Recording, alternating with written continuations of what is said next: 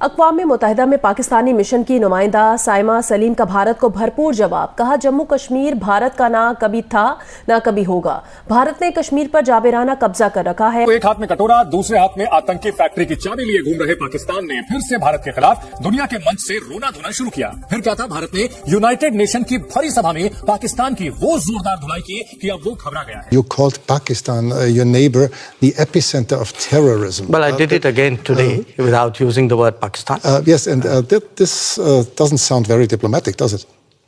No, because you are a diplomat doesn't mean you're untruthful. I could use much harsher words than epicenter.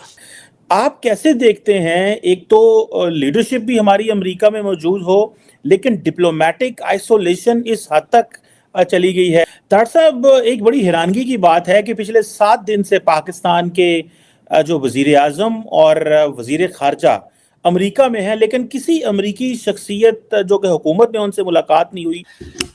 Pakistan Bharat का जो ताल्लुकात हैं बड़े complex हैं, और इसमें ये कहना कि पाकिस्तान ले तो लाल से काम ले रहा है, या हम भारत के साथ अमन नहीं चाहते, या हम ताल्लुकात को ख़राब रखना चाहते हैं, मेरे ख्याल में ये ज़्यादती है एक लिहाज से। दिल चाहता बंदा नहर में कूद के मर जाए, कभी कभी दिल चाहता टावर से गिर के मर जाए, कभी कभी रक्षा चलाते जा रहे रक्षा ही मार दें किसी के अंदर। इतने आवाज़ार हो गए हैं।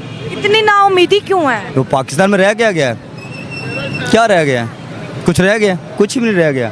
सो ओरिजिनली ये हमारी एक तो फॉरेन पॉलिसी नहीं है। फॉरेन पॉलिसी यही है जहां से पैसा मिलता है हम उनके साथ अटैच होते हैं, ये फॉरेन पॉलिसी है। अंडर दीज सर्कमस्टेंसेस, और इस वक्त पूरी दुनिया में शोर है आपके इकोनॉमिक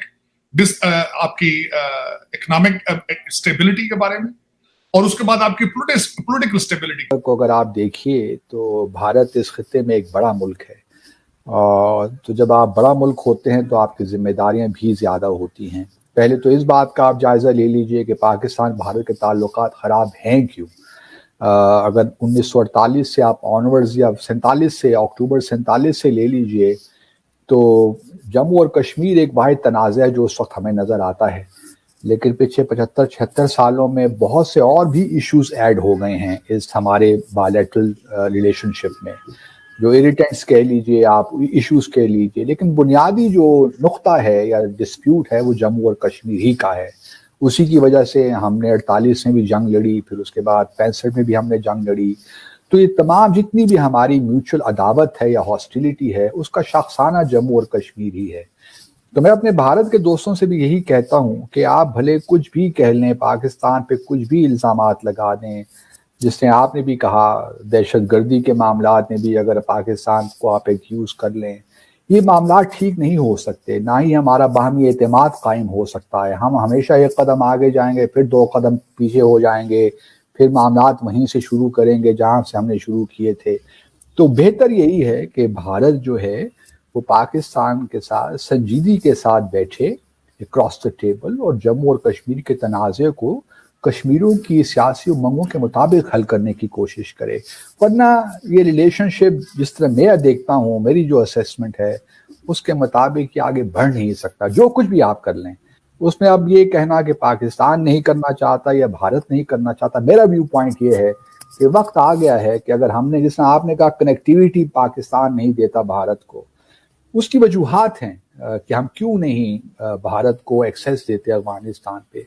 जब म्यूचुअल हॉस्टिलिटी होती है, बाहमी एतमाद नहीं होता। मिसाल के तौर पर आपको मैं मिसाल दूं कि अगर एक ट्रक या कंटेनर सामान लेकर आ रहा है, भारत का एक्सपोर्ट जा रही है थ्रू पाकिस्तान वागा के थ्रू, और वो लाहौर से आते आते पेशावर पहुंचती है, और खुदा न खास्ता इस दौरान उस कंटेनर के साथ कुछ हो जाता है, कोई कत्ल हो जाता है, कोई बॉम्ब एक्सप्लोड हो जाता है, कोई एक्सीडेंट हो जाता है, कुछ और चीज़ हो जाती है, तो उसके रिपरकशंस क्या होंगे आप भी जानते हो, मैं भी जानता हूँ।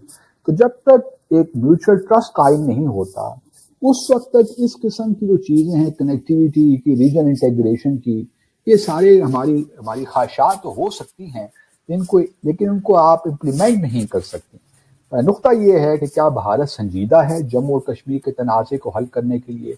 अगर आप मुझसे मेरी ईमानदारी की, ऑनेस्टी से पूछें, तो मुझे नहीं लगता कि भारत संजीदा है। वो चाहता है कि जम्मू और कश्मीर को अपनी टर्म्स पे वो ریزالو کرے. اور اس طرح ہم نے دیکھا 5 اگست 2019 کو بھارت نے یونائٹڈ نیشنز کی قراردادوں کے خلاف، شملہ ایگریمنٹ کے خلاف، لاہور ڈکلیریشن کے خلاف، آپ کچھ بھی اٹھا کے دیکھ لیجئے، اس کی خلاف ورزی کرتے ہوئے جو اقدامات اس نے لیے وہ بالکل غیر ضروری تھے ایک حساب سے.